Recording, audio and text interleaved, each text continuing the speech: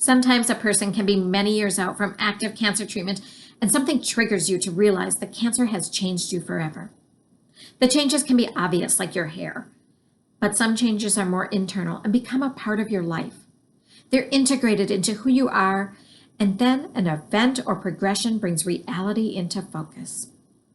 I'm Catherine. Welcome to the Inspired Vitality Show. In this video, I'm going to talk about how I was reminded to give myself grace and how to honor those who have passed from cancer. Before I jump in, give me a like if you're a cancer patient and if you get what I mean about the changes it creates. A little of my backstory. At the time of this video, I have 6 years of no evidence of disease from stage 3 breast cancer under my belt. I've had a double mastectomy, chemo, and radiation. That itself is a lot. I've also been on post-treatment medications for 5 years. And while the medication side effects have not been major, they have been notable. A couple of months ago, I started having pain in my fingers, and my first thought, as it likely is with many breast cancer patients, was that it could be the cancer returning.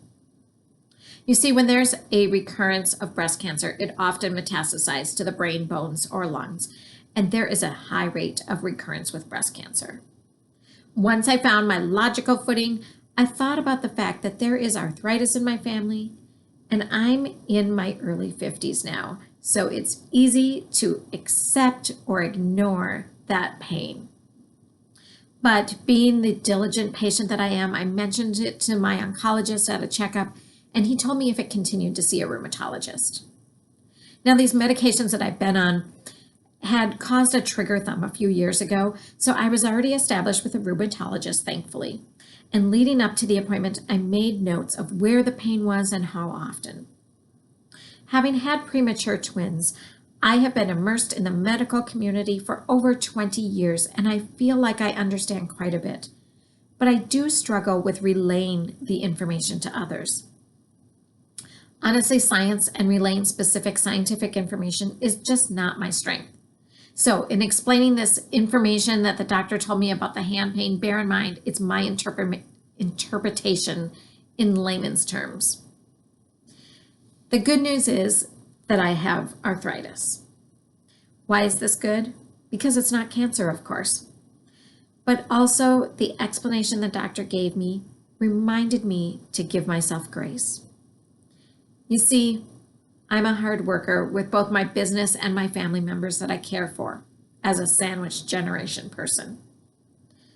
I'm tired often, and my body just plain feels old.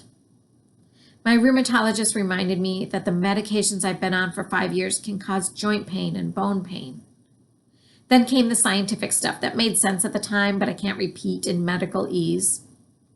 The doctor said that when the hormones are blocked, it may affect the joints and the nerves.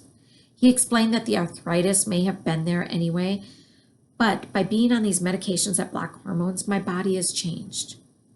In other words, those receiving hormone blockers may be more likely to develop arthritis, and the pain may be more noticeable. I recently went from 2 medications to 1, so hopefully that will work in my favor. Now, more good news. I almost canceled my appointment with the rheumatologist because my hand pain had improved. But I'm really glad I went because of 3 reasons. First, I realized I had been eating clean the past few weeks leading up to the appointment, with mostly plant-based foods and very few processed items, and it made a difference in my joint pain. Number 2, I walked away with some ideas of what makes sense for me to do when the pain does occur. And number 3, I was reminded that I had cancer, that I'm still on medications for it, and it still impacts me. The side effects have been integrated into my life, so I don't think about them daily. Honestly, this realization sucks to an extent, but it also allows me to give myself some grace on a hard day. If you've had cancer, do you have ongoing side effects? I want to share with you a line from a song, one of my favorites. It's by Sara Bareilles, and it's called She Used to Be Mine. And it goes like this: It's not easy to know I'm not anything like I used to be. It just captures my thoughts. So, what grace looks like for me? For some time, I've been working on creating consistent routines that nourish me holistically, including exercise and breathing techniques and journaling and nutrient-dense foods. I need to remind myself that it's okay to rest when the side effects intensify. Caring for myself in these ways by taking action and also having compassion for myself when I can't do it all, that is grace in my mind. These reminders that cancer will always have an impact on my life also make me think about the ones who have passed from this disease. I know the best way that I can honor them is to live with purpose and joy and love and grace for myself.